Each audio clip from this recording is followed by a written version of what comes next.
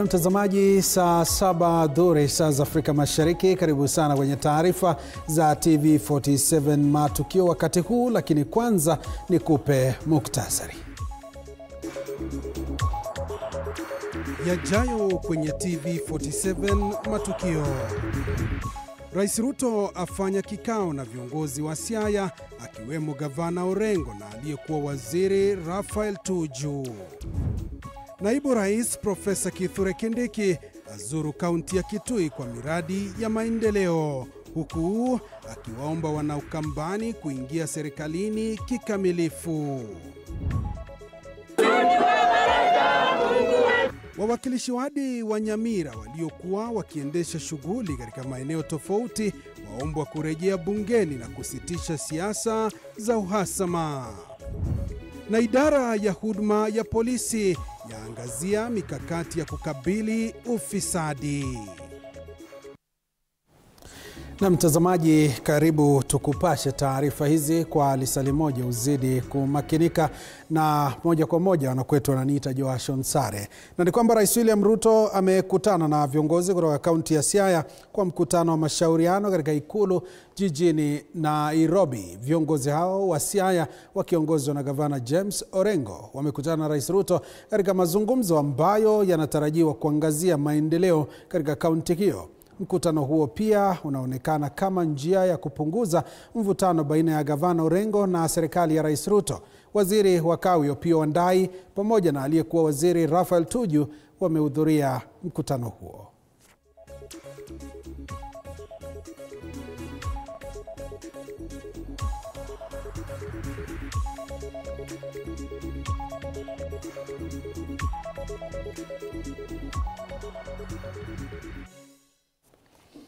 Tuangazie mengine. Wawakilishi wadi kutoka upande wa spika mteule Thaddeus Nyabaro katika kaunti ya Nyamira sasa wanawataka wawakilishi wadi wenza waliokuwa wakifanya vikao kwenye sehemu tofauti kurejea katika majengo makuu ya bunge na kuweka tofauti zao kando. Hii ni baada ya mahakama ya Bomet kutoa uamuzi kuwa spika Enoch Okero aliondolewa afisini kwa njia halali na kutupilia mbali vikao vyote vya mashinani. Wakizungumza kwenye majengo ya bunge la kaunti ya Nyamira mjini Nyamira, sasa wawakilishi wadi hawa wanataka uwiano kurejea katika bunge la kaunti hiyo.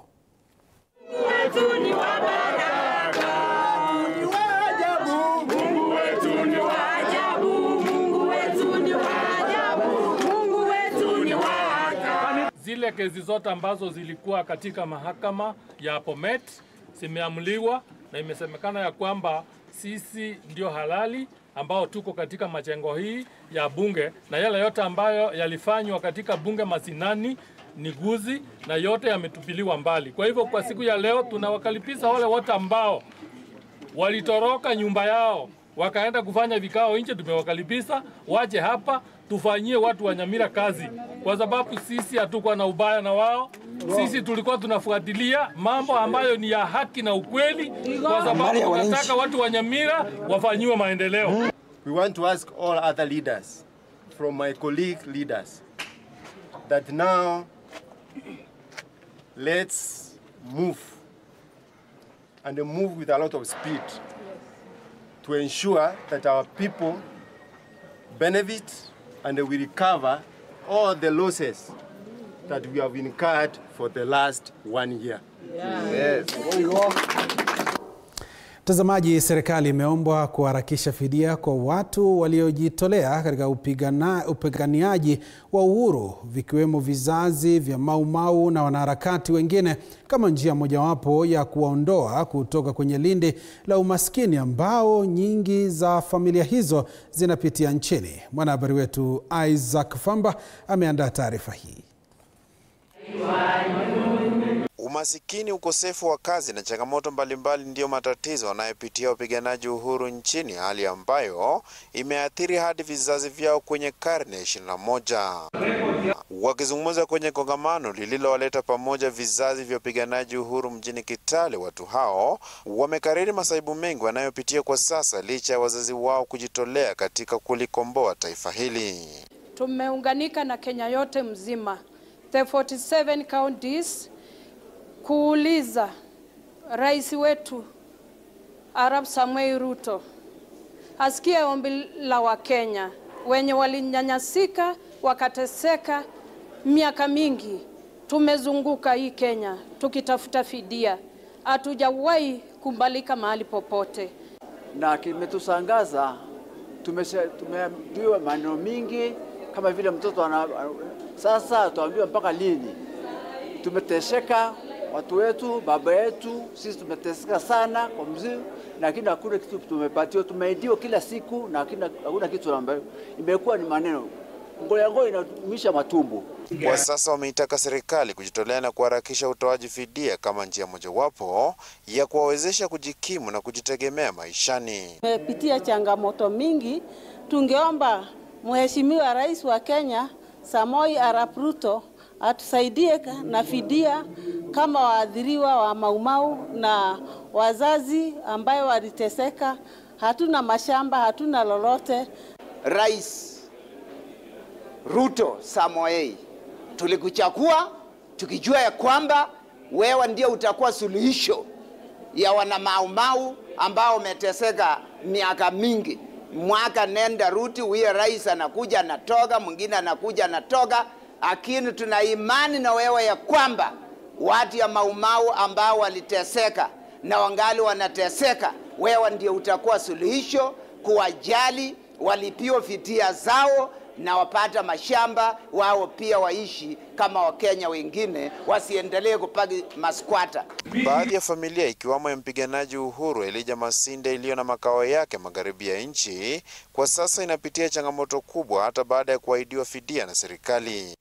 Tangu mzee wetu wa haki hadi wa leo, kama serikali yetu ya Kenya tungependa itusaidie kama sisi wajane, kwa maana tangu mzee aake hata msaada wa wajane hatupati hata kidogo.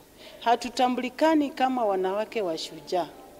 Hatutambulikani kama tungeweza kupata msaada kutoka kwa serikali kama wajane. Isaac Famba, TV47, ikiwa kaunti ya Trans Nzoia. Tuangazie mengine. Kaimu spika wa bunge la kaunti ya Taita Taveta Anselim Mwadime ametetea vikali bunge hilo kutokana na madai ya uongozi wa kutiliwa shaka, madai ambayo yaliibuliwa na wawakilishi wadi wanne wakiongozwa na Dorcas Mulugo wa wadi ya Ronge na Crispus Tondo kutoka eneo la Taveta. Madai yaliyosambaa mitandaoni kuhusu uongozi mbaya na madai ya ufisadi. Anselim, ambaye pia ni mwakilishi wa wadi ya Mwanda Mugange, amesema bunge lina sheria na kanuni zake ambazo hufuatwa na kupuzilia mbali madai hayo kuwa ya uongozi ama ya uongo na uchochezi kwa wananchi. Anselim aidha amedai kuwa bunge litalazimika kuchukua hatua za kinidhamu dhidi ya wanne hao: Dorcas Mulugo, Crispus Tondo, Halifa Taraya na Azadin, kulingana na kanuni za bunge hilo la Taita Taveta.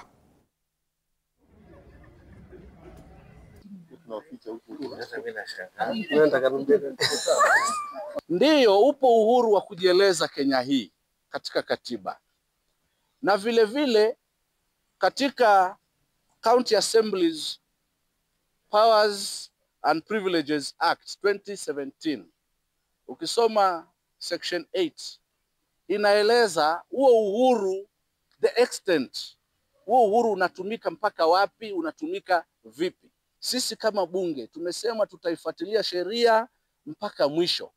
Iwapo sheria itatulazimu tupitishe hao wajumbe tuwarudishe nyumbani huko wakapigiwe kura tena, tutafanya hivyo, ili warudi wakajitafakari pia na wananchi kule chini. Je, kilichowaleta hapa ni kipi, na wanafaa kuwahudumia wananchi wao katika heshima gani, pamoja na heshima na wenzao katika bunge, pamoja na wafanyikazi katika bunge. Kama kwako ground imeharibika, kama kwako ground imechemka, tafadhali rudi kawarai watu wako, tengeza ground, si kuja kuharibia wenzako ambao wamekuwa wakifanya kazi vyema katika wodi zao. Hili bunge hili si la mtu, hata mimi nikiwa hapa. Hili bunge si la mtu. Kwa hivyo kila mtu lazima awe mjumbe, awe mfanyikazi wa bunge, lazima aishi katika maadili na sheria jinsi inavyotakikana. And there is nobody who is above the law here. Najua mitandao imeandikwa mingi tu, kumeandikwa mambo mengi kule nje kuhusiana na matamshi hao ndugu zetu. Na waomba ndugu zangu wa Taita Taveta, kokote mlipo katika kaunti hii na hata nje, tafadhali futeni yale yaliyosemwa, si ya kweli. Tushawaeleza kweli kulingana na sheria. Tubadilishe dira, tuangazie masuala mengine. Huku ulimwengu ukiadhimisha siku ya mazingira hii leo, katika kaunti ya Murang'a, sherehe hizi zinaadhimishwa kwa shughuli ya upanzi wa miti, huku viongozi wa serikali wakiongoza juhudi za kuhifadhi mazingira. Mwanahabari wetu Robert Gakure yuko katika sherehe hizo, na kwa sasa tunaungana naye mubashara atujuze mengi zaidi. Gakure, kunaendaje?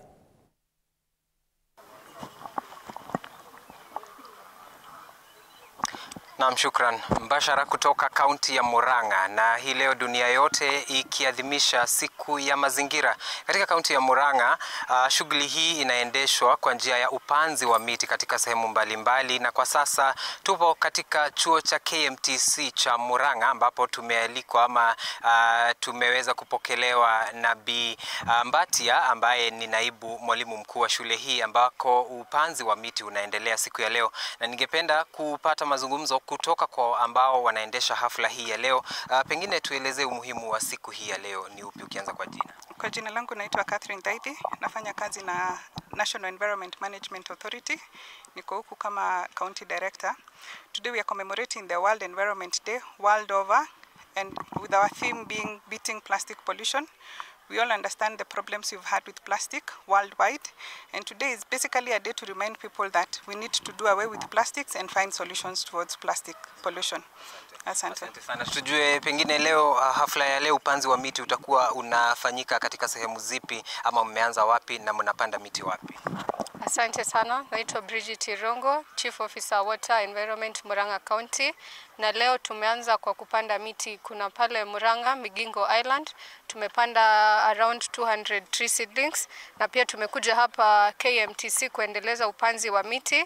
Alafu tukitoka hapa tunaenda pale Ihora Stadium ambapo tutapea, unaona in our midst tuko na students, pia tunataka tukimaliza tuwapatie miti waendeleze upanzi wa miti shuleni zao. Asante. Asante sana. Na tunajua kuwa serikali ipo katika mpango wa kuhakikisha kuwa wamepanda miti bilioni 15. Pengine afisa kutoka kwa misitu, umuhimu wa kulinda na kuhifadhi misitu ni upi? Kwa majina yangu naitwa Eunice Njoroge, County Forest Conservator hapa Murang'a, na miti tunaendelea kupanda. We know the trees have economical, environmental and also social benefits, na tunahimiza Wakenya wote pahali wako waendelee kupanda miti, iwe ya kienyeji, iwe ya exotics, iwe babu ama fruit trees, ndio tuweze kutimiza 15 billion. Na within Murang'a County our target is 134 million seedlings by 2032, na siku ya leo hiyo miti yenye tumepanda tumepanda towards achieving our Murang'a County targets. Pengine sijui serikali ya kaunti iko na mpango upi wa kuhakikisha kuwa upanzi wa miti unaendelea katika maeneo mbalimbali? Mwakilishi wadi mteule. Kwa majina naitwa Diana Muthoni, mimi ndiye mwenyekiti wa mazingira na mabadiliko ya tabia nchi. Siku ya leo ni siku muhimu sana katika nchi nzima. Tuko na upanzi wa miti, tunasema ni kukuza miti, tukisema ni kupanda miti hatutakuza. Hasa kwetu kama county tunatimiza kila wadi iko na kiwango yenye inapandwa, na tunaendelea kuwahimiza hata wakaaji, sio tu wanabunge, wakaaji waendelee kupanda miti, na sana sana hata miti ya matunda juu itatuletea hewa safi. Tuko na mvua, na katika hii tunasema mambo ya climate change, hiyo itakuwa kazi mzuri kwa kila mtu. Najua ukipanda kivuli, kama hapa kuko na mti tungekuwa chini ya kivuli, lakini tunajua yenye tumepanda saa hii itakuwa na kivuli baadaye. Asante sana. Kwa sababu ya muda, ni hapo baadaye tutaweza kuzungumza hata na naibu mwalimu mkuu na vile vile washikandau wengine, ili tujue umuhimu wa siku ya leo, na vile vile wito kwa Wakenya wote kuendelea kujumuika katika shughuli ya upanzi wa miti. Kutoka kaunti ya Murang'a, kwa niaba ya mpiga picha na vile vile kwa niaba ya runinga ya TV47, nikuregeshe usukani kwenye studio. Jina langu ni Robert Gakure. Na shukran sana Robert Gakure kwa kuangazia taarifa hiyo ambayo inahusiana na masuala ya uhifadhi wa mazingira. Tuangazie mengine. Baada ya serikali kufufua mpango wa kazi mtaani ambao kwa sasa utatekelezwa chini ya mpango wa Climate Works, idara ya nyumba na ustawi wa mji inatoa mpangilio kuhusiana na mpango huo. Kwa sasa tunaungana naye mwandishi wetu Chichi Josephine kwa mengi zaidi. Opportunity to go and make sure that your line is working, your M-Pesa line is working, because that is going to be the wallet that we're going to use to pay you. So that is very, very important. It's also important to make sure that your line, sort of tallies to your ID number, because if those two are mismatching, you will have some challenges in getting paid. Now, it is very important to understand why we are embarking on this particular program. As a country, we still reeling from the effects of COVID-19. Our economy has really not gotten back to the pre-COVID status. We know that the private sector are still struggling to create as many jobs. The economy is not creating as many jobs as we anticipated, and so that there is a lot of young people out there who don't have any opportunities of getting a livelihood. So first and foremost, this program is a social protection program. And then the other aspect that is important to note is that this program is what is called a pivoting program. You're pivoting to your next opportunity. So it is not meant to be a permanent employment. It is meant to be a transition. The young people will work in shifts. There will be a shift for 10 days. That is the 5 working days per week. They will not work over the weekend. And then after 2 weeks, they will make way for another cohort that will come in and also undertake similar works.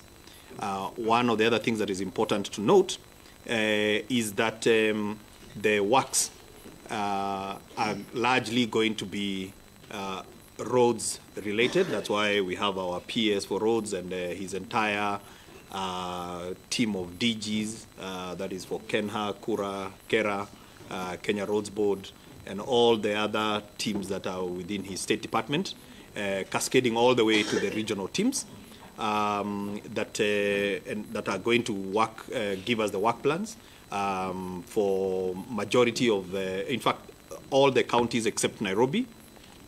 As you know, Nairobi has been championing this program since last year. I think it was last year, October, when it was launched by His Excellency the President along the Nairobi rivers.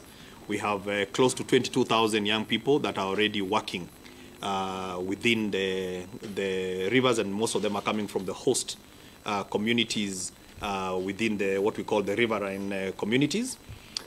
We also have an opportunity to expand the 22,000 numbers from Nairobi first to 40,000, and ultimately we want to get to 50,000 in Nairobi. But for the rest of the country, the majority of the activities are going to coalesce around roads and roads-related activities. So we expect that we are going to have activities such as expansion of drainages along the roads. We are going to have even roads which are being done either from cobblestone, from Cabro. There will be just, footpaths that will be constructed, access roads to various public facilities, whether it is access roads in schools, access roads in the markets. These are some of the activities that will be undertaken. Of course, part of it, you do a bit of clearing of the bush to make way for these activities. So this is some of the activities that we expect these young people to undertake in the next 6 months, because the program is going to run for the next 6 months as we work out a program on how we will extend it beyond 6 months. So for now, we have got resources for the first 6 months that we are going to use. So really, that is the crux of the program.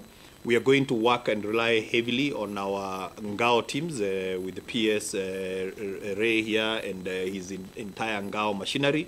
We will also work with the county governments as well as part of our one government approach.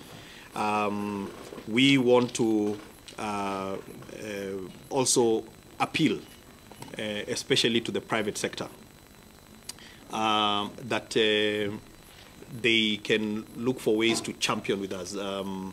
We don't have sufficient resources, for example, to be able to buy all the materials that we need, tools, so all the well-wishers can come in and support our community around you by buying PPE, your reflectors, and any other gear, safety gear.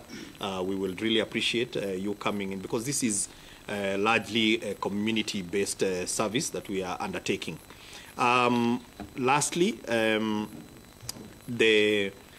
it is important that we understand that one of the things that we are championing is the climate change and the effects of climate change. So the activities also will begin by every one of these young people we target for them to pot at least 10 seedlings a day.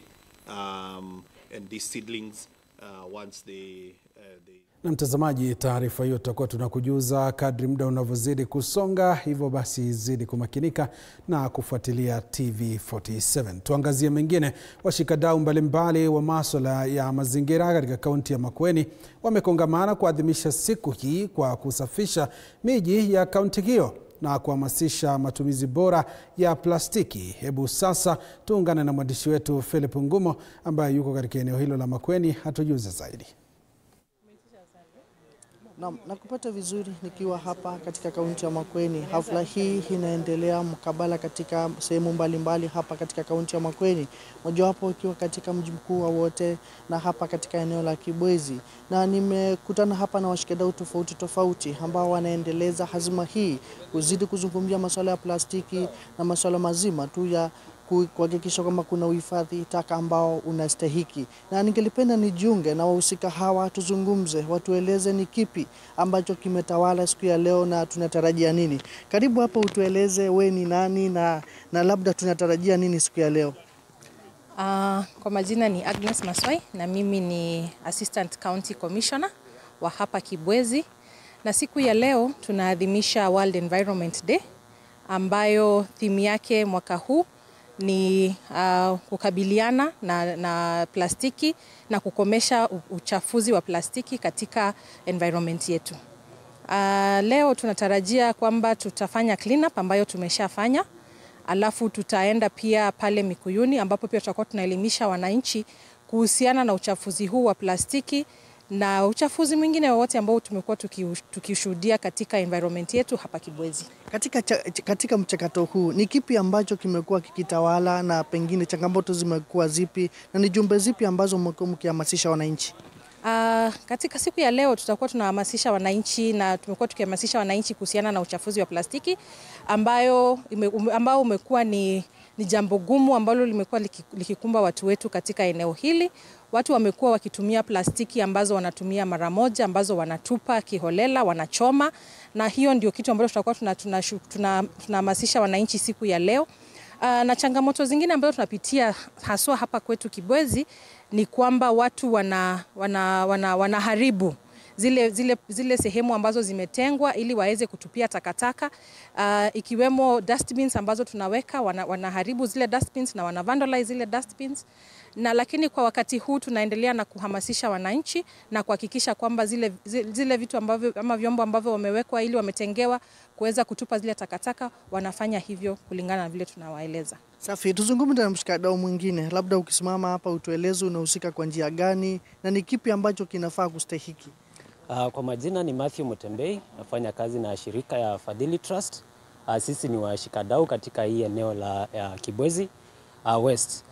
Siku ya leo tumekuja katika hii siku kuhamasisha watu katika hii kukabidhiana na utumizi wa plastiki. Nikikumbuka miaka juzi iliyopita, serikali ilipiga marufuku utumiaji wa plastiki, lakini bado watu wanatumia.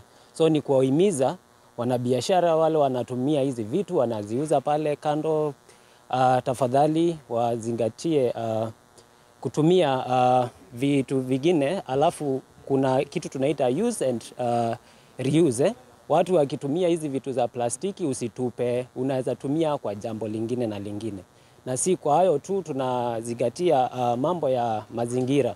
Kwa hivyo si plastiki peke yake, lakini watu wazingatie kupanda miti, watu wazingatie mazingira safi, mito ikuwe safi, alafu kwa hiyo juhudi mambo itakuwa sawa. Safi, labda tuzungumze nawe kama mshikadau hapa katika kaunti ya Makueni na mhusika wa serikali ya hapa ya ugatuzi. Plastiki inazalishwa kwa wingi, lakini ile ambayo inahifadhiwa kwa njia safi ni kiasi kidogo sana. Kwa majina naitwa Bernard Zomo, Acting Sub-County Administrator Kibwezi West. Leo ni siku kubwa ambapo tunaadhimisha siku ya mazingira ulimwenguni, na tukiandamana na washikadau wengine tumepata kutembelea tauni ya Kibwezi, hasa tukiwahimiza wananchi wetu vile tunaweza kabiliana na taka ya plastiki. Kwanza tumewaeleza ni vizuri tutumie zile vitu tunaweza recycle, ambazo ni kama indigenous, kama zile za indigenous, kama vikapu zile za kushona, ile unaweza enda nayo kwa soko ununue, uende siku nyingine uitumie. Pia tumewahimiza umuhimu wa kuwa na mahali pa kuhifadhi takataka, na pia watunze zile vifaa za kuweka takataka serikali ama wafadhili wetu wametusaidia nazo katika tauni ya Kibwezi. Safi, tuzungumze na huyu. Umekuwa mzoaji taka na wakusaidiana na hawa. Changamoto imekuwa ni nini? Changamoto kubwa ambayo tunakabiliana nayo ni ya watu kutapakaza takataka ovyo ovyo mjini na barabarani. Mimi kama msimamizi wa uzoaji taka katika miji ya Kibwezi na maeneo ya karibu, tumepitia changamoto kubwa sana. Lakini tuwashukuru watu wa soko zetu wameanza kuhamasika na kuwa na sehemu za kuhifadhia takataka ambazo tunazichukua na kuzimimina katika vigari vya kuipeleka mahali pa kuzikusanyia takataka. Uzuri ni kwamba mahali tunapozichukua kila wakati huwa tunazitenganisha. Plastiki peke yake tunaiweka kando, na wengi wanapenda kuichukua, kuitumia mara tena. Saa zingine inaweza kwenda na kusiagwa na kuuzwa kwa ajili ya recycling. Tunashukuru sana kwa sababu ya watu wetu wanazidi kufahamu umuhimu wa kutunza mazingira yetu, kutunza miti yetu, kutunza maeneo yetu ya kuishi. Asante sana. Asante. Ni kauli za washikadau hapa katika kaunti ya Makueni. Ni swala ambalo tutazidi kuliangazia tuweze kujua upevu wake. Mimi ni Philip Ngumu kutoka hapa Makueni, kwako studio.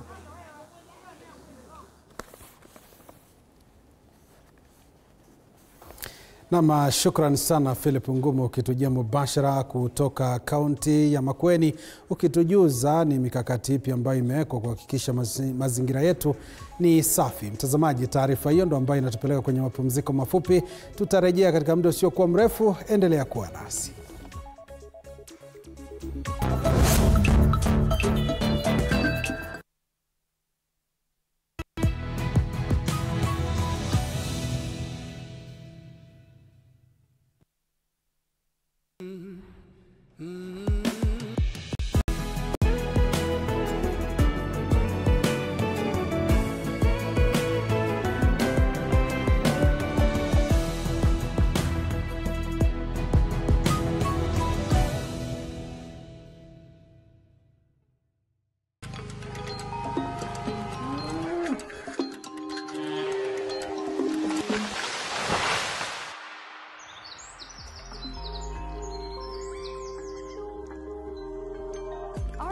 is changing every day, and so should we, for the better. Each week, we tackle the big why, the question that should be on everyone's mind. Why isn't this fixed yet? Deforestation, global warming, and the adverse effects of climate change. The future isn't just something that we inherit, it's something that we create. Join us on The Green Fix as we tell the stories of those who refuse to give up.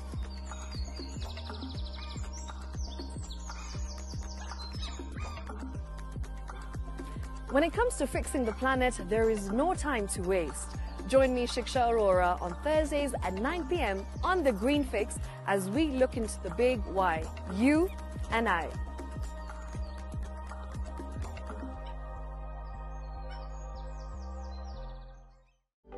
For comprehensive information and education on your health, Body Garage is here. Don't allow anyone to pluck out your good tooth as long as it is strong and stable. Cancer doesn't start today and you get the symptoms tomorrow.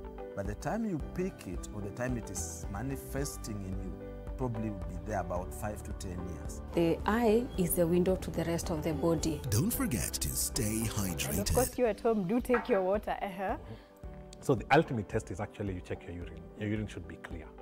Clear like the water? Yes. Should be able to see the other side of the urine. If your urine is colored or has changed color, you cannot see the other side, then you have not taken enough water. Don't forget regular health checkups. Early detection saves lives. I want the message be, we can prevent cervical cancer. We prevent cervical cancer in several ways. You have young girls and even somebody who's above that age, you can pay at least every 3 years. Somebody should have a... Zidi kuchipuka kutoka maeneo mbalimbali humu nchini. Tukiangazia taarifa zaidi ni kwamba idara ya polisi ya kitaifa imeandaa mkutano na makamanda wa polisi wa kanda tofauti nchini katika juhudi ya kuhakikisha uongozi mwema katika idara hiyo. Akizungumza katika hafla hiyo, Inspekta Jenerali wa polisi Douglas Kanja amesema kuwa hafla hiyo inapania kusikiliza changamoto zinazowakumba maafisa wa polisi wanapotekeleza majukumu yao. Aidha, wamejadili namna ya kukabili ufisadi, hali duni ya maisha na changamoto za afya ya kiakili.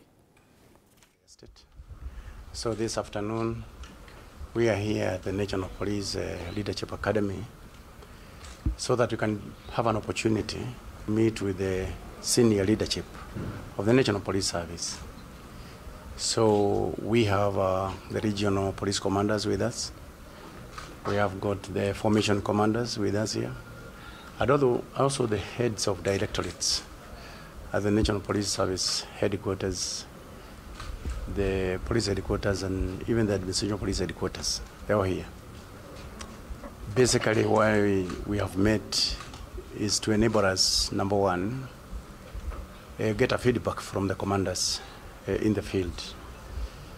Probably they can also be able to tell us the kind of challenges that they may be going through, so that even when we are doing our plannings, we can be able to put those issues into perspectives.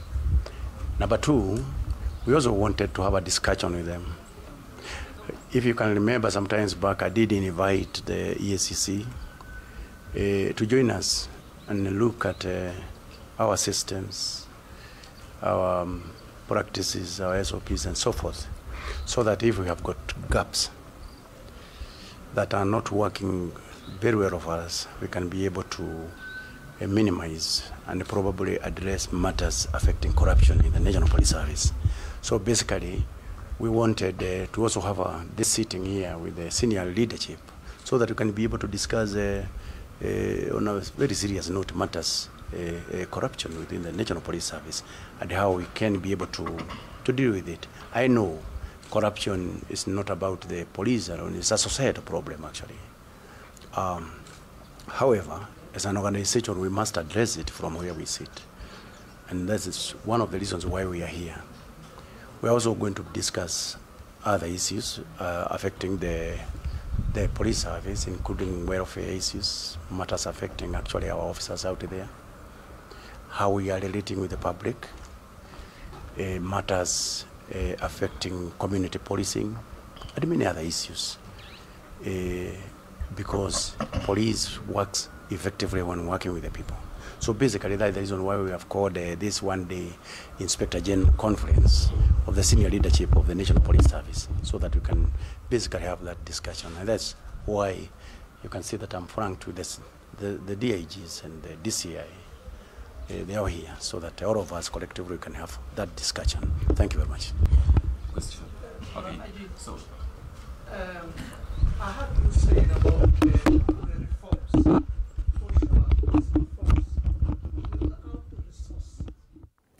Tuangazie mengine. Licha ya dunia kupiga hatua katika ukuaji wa teknolojia, jamii ya Wamasai wakiongozwa na wazee wanaendeleza umuhimu wa kuishikilia tamaduni za jamii kama vile heshima na baraka za rika. Wazee hao hufanya maombi hayo kwa heshima, kuomba baraka, kuongoza jamii na kuendeleza mshikamano kati ya vizazi. Mara nyingi yanafanywa na wazee wa rika waliostaafu kutoka uwarani na kuwa wazee wakuu wa jamii. Mkutano huu umefanyika kwa siku 3 eneo la Kumpaa, Kajiado ya Kati.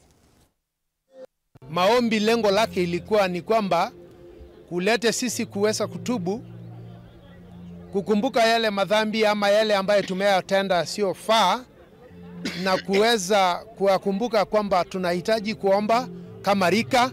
Kimila yetu ile kitu muhimu kushinda vitu zote ni rika, na hakuna mtu hana rika yake. Rika pamoja na watoto yao. Irikitoimi ni rika ambao inafuata ile rika inaitwa Seuri, ambao rika kama Mzee Reila. Irikitoimi ndio wanafuata hiyo rika. Na ukiona wamekuja pamoja katika uzao, most of them ni kuanzia miaka 65 mpaka 70. Namwambia mtoto yangu kama huyu ingia kanisa. Nafuata ile kitu kama sisi anafuata leo. Kila mtu anajua ile njia anafaa ni Mungu tu. Fuata kila mtu. Mambo kama sisi anafanya kama leo. Hakuna ile boundary ya Mungu, sisi yote tunataka kutafuta. Tunashukuru Mungu na tunashukuru wazazi wetu. Irikitoi imetuongoza vizuri na imekuwa kielelezo mzuri sana kwetu sisi, na naamini ya kwamba hao rika zingine watafuata hii mwenendo ya kwamba si Irikitoi peke yao, si Sirmerishi peke yao, lakini rika zingine zote zitafuata hii njia. Mamlaka ya kitaifa ya kupambana na matumizi mabaya ya pombe na dawa za kulevya NACADA imeanzisha kampeni ya uhamasishaji katika kaunti ya Turkana, ikilenga kukomesha ongezeko la matumizi mabaya ya dawa za kulevya miongoni mwa wakazi. Kampeni hiyo imeanza rasmi mjini Lodwar na inalenga haswa miji mikuu ya kaunti hiyo. Wakazi wamehimizwa kushirikiana na serikali katika kutokomeza biashara hiyo haramu. Tazamaji, taarifa hii utakuwa unaipata katika muda usiokuwa mrefu. Kwingineko, wawakilishi wadi wa UDA katika kaunti ya Meru wamesifu serikali kwa kuanzisha miradi ya maendeleo haswa kupitia naibu rais Kithure Kindiki, wakisema inasaidia wananchi wa Meru na kuleta maendeleo katika eneo hilo. Hata hivyo, wamekosoa chama cha Mbas wakisema kimejielekeza sana kwa serikali, ingawa baadhi ya viongozi wa chama hicho wamehamia upande wa upinzani. Pia wamedai chama hicho kimekosa umakini kwa mahitaji ya wananchi badala ya kujaribu kufurahisha serikali. Wawakilishi wadi hawa wamemwomba Rais William Ruto kuipa kaunti ya Meru nafasi kubwa serikalini kwa kumteua seneta Kathuri Murungi kuwa waziri, wakisema ni kiongozi imara atakayewawakilisha vyema katika kaunti hiyo. Meru County, we've been having a problem with the Mbas Party. Their leader recently said categorically that UDA is dead. Not yet, FDR. We remind him we are alive and well in Meru County, and we are watching this space. Nobody is going to bring UDA down here in Meru. FDR. 400,000 votes that was cast here in Meru, and therefore, since Honorable Mithika Linturi could not stand working with you, we are now demanding that Senator Kadhuri Morongi being granted the CS position of agriculture. CS for agriculture. Tuangazie mengine wa wakilishi wadi kutoka upande wa spika mteule Thaddeus Nyabaro katika kaunti ya Nyamira. Sasa wanawataka wawakilishi wadi wenza waliokuwa wakifanya vikao kwenye sehemu tofauti kurejea katika majengo makuu ya bunge na kuweka kando tofauti zao. Hii ni baada ya mahakama ya Bomet kutoa uamuzi kuwa spika Enoch Okero aliondolewa afisini kwa njia halali na kutupilia mbali vikao vyote vya mashinani. Wakizungumza kwenye majengo ya bunge la kaunti ya Nyamira mjini Nyamira, sasa wawakilishi wadi hawa wanataka uwiano kurejea na viongozi wote kuungana ili kuwatumikia wakazi wa kaunti ya Nyamira waliowachagua.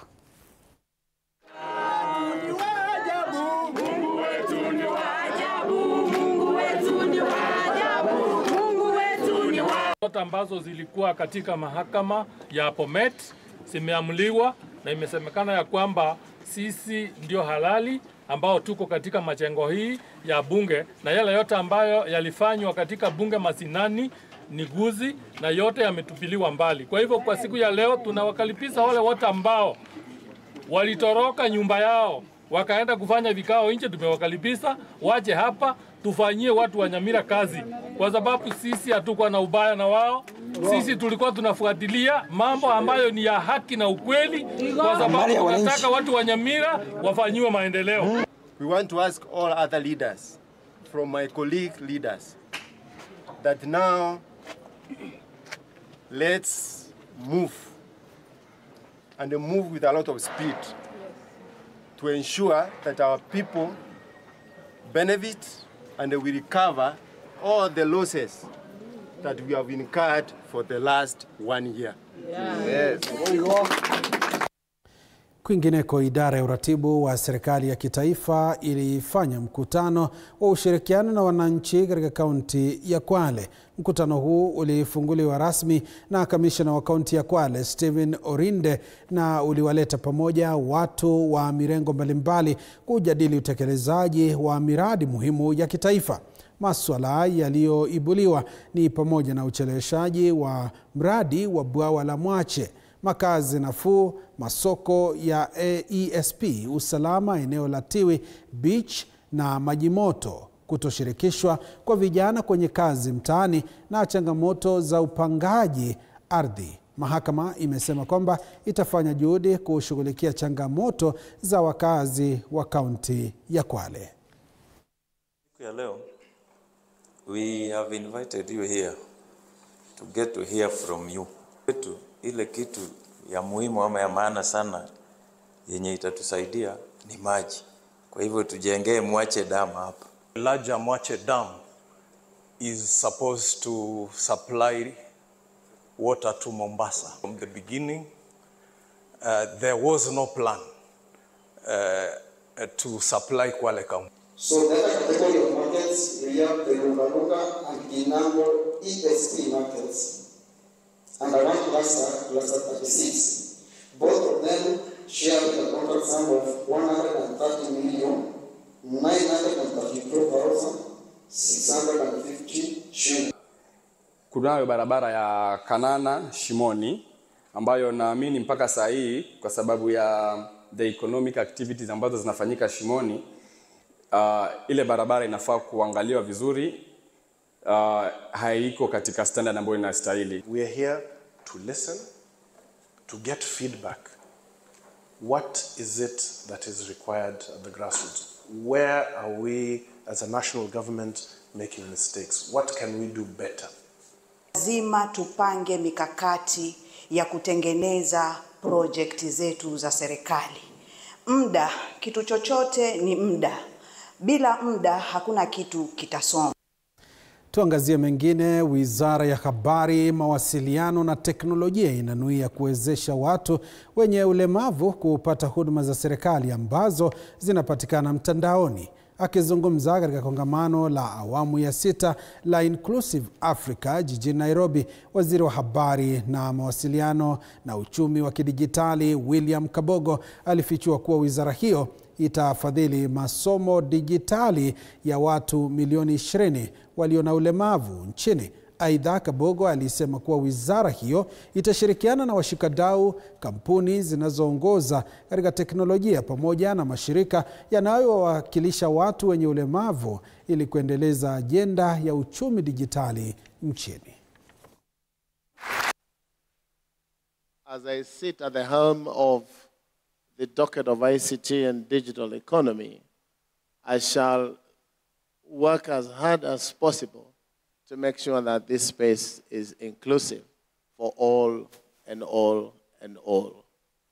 That includes persons living with disability. Maura, you remember, Isaac, that when I was governor of Kiambu, I managed to keep the trophy for inclusivity for 4 consecutive years.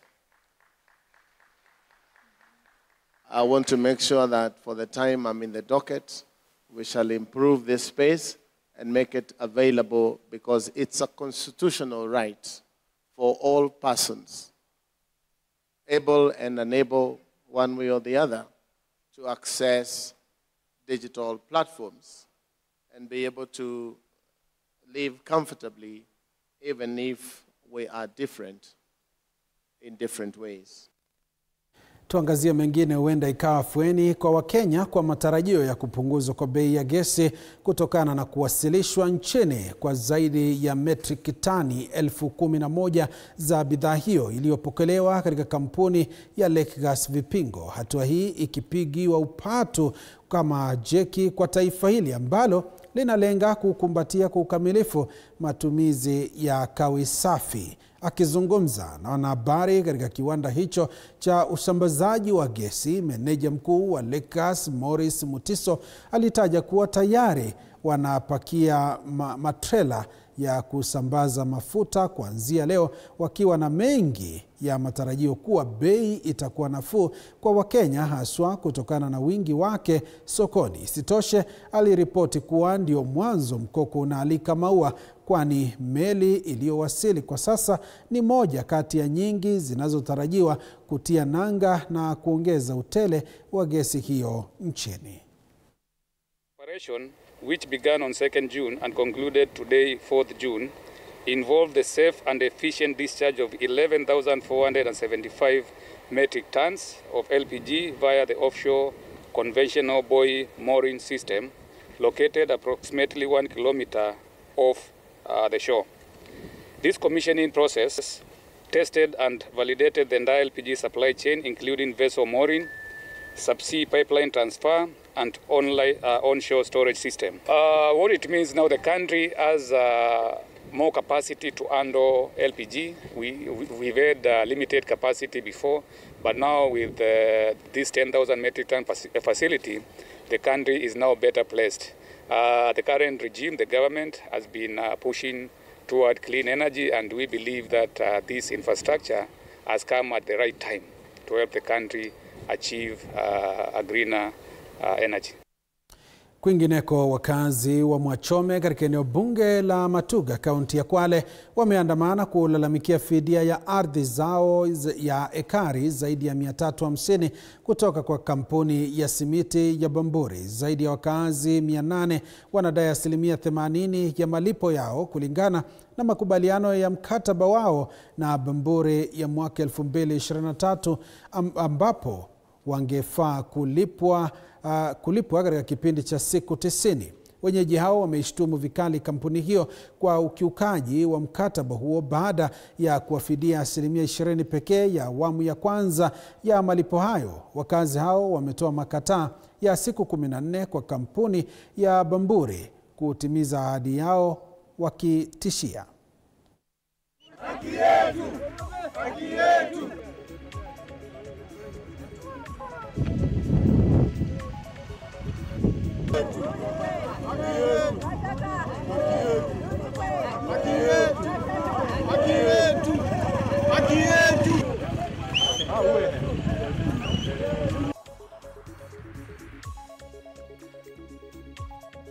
Sisi kwa saa hii ndani ya siku 14 wao wametupatia pesa yetu, na kama hawatatupatia pesa yetu, sisi tutaenda mahakamani kupinga hayo makubaliano ambayo tumeyafanya hapo nyuma. Kwa hivyo saa hii tumewapatia muda wa siku 14. Siku 14 zikiisha, sisi tunaenda mahakamani na tunaenda kupinga yale makubaliano ambayo tulikuwa tumekubaliana na nyinyi. Kuna baadhi yetu wengine wameenda waliambiwa waende watafute ardhi mbadala. Wakaenda wakatafuta hiyo ardhi, wakaweka deposit. Baada ya kuweka deposit, kwa vile Bamburi ilikuwa imetuahidi kwamba baada ya 90 days watakuwa wamelipa, wenye mashamba ambao walikuwa wanauzia, wengine wamechukua mashamba yao na kukata pesa ile ambayo ilipwa kama deposit. Wengine nao wamerudishiwa pesa zao. Kuna wengine walianza miradi zingine tofauti, miradi imekwama, mingine miradi imebidi watu wengine kuingia hasara. Na tumemaliza siku nyingi sana. Kwa hiyo Bamburi watatuongeza pesa kwa sababu hatuna mahali pa kufanya. Mimi mwenyewe ninavyosema nalala kwenye kibanda. Bwana wangu amfanyia operation, bwana wangu ni mgonjwa, tunalala kwenye kibanda sisi. Tunaomba sana tu Bamburi atupatie pesa zetu, tujenge nyumba zetu zimekwama. Mimi nina malalamiko kwa serikali iweze kutusaidia wote watu wa Bamburi waliochukua area zetu.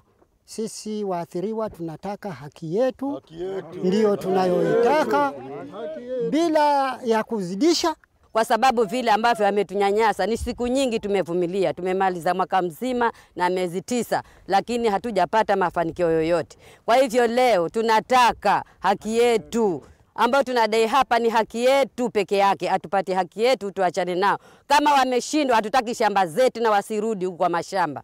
Wasirudi wakasema kwamba kuna mashamba.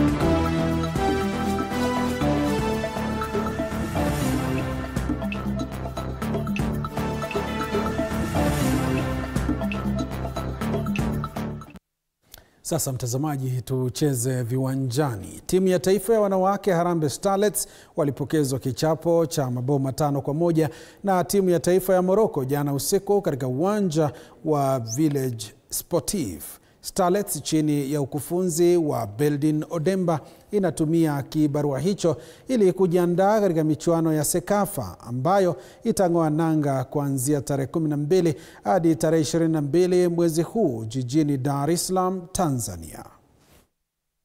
At least mmetupangia kitu ya kufanya.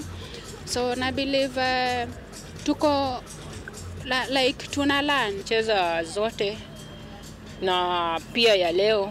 Kwa timu naweza sema tumelearn a lot kulingana na timu yetu, bado tunaibuild. So wenye wamejoin team wamelearn, so itatusaidia kwa game yenye iko mbele yetu. At least hiyo naweza sema imetusaidia a lot. Federation wazidi kutupa hata friend lingine, bado tuko hapa kulearn. Football ni kulearn. Tuangazie mengine. Timu ya taifa ya wanaume Harambee Stars ilitua nchini Morocco kwa maandalizi ya mechi ya kirafiki dhidi ya Chad. Mechi ya kwanza itachezwa kesho tarehe 7, kisha baadaye tarehe 10 mwezi huu. Kenya itatumia fursa hiyo ili kujiandaa kwa mechi za kitaifa zijazo, huku kocha mkuu Benny McCarthy akionyesha imani na kikosi chake.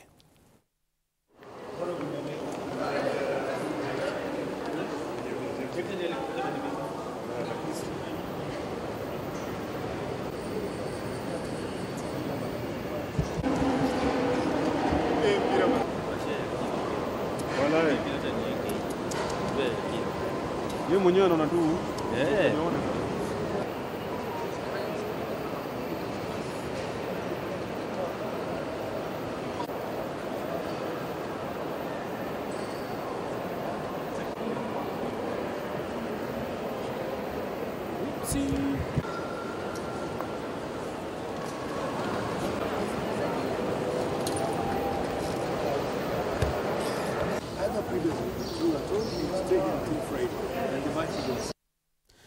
Kwingineko, Ureno iliandikisha ushindi wa mabao 2-1 jana usiku.